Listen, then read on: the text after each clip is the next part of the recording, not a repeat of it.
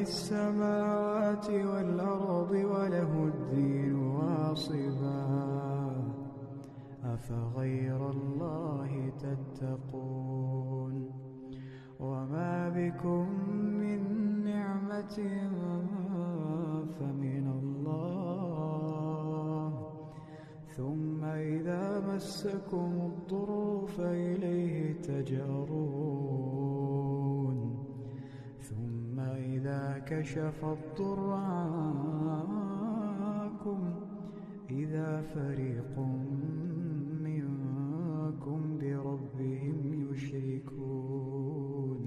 ليكفروا بما آتيناهم فتمتعوا فسوف تعلمون.